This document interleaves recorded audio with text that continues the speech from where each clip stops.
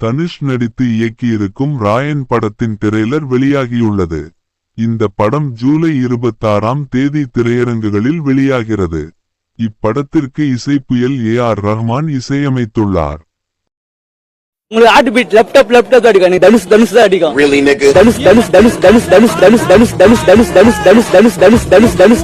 Laptop அடிக்கும். நீ தனுஷ் தான் அடிக்கும். தனுஷ் உயிர், தனுஷ் ரத்தம், எல்லாமே தனுஷ் தான். சத ஃபுல்லா தனுஷ் தான்.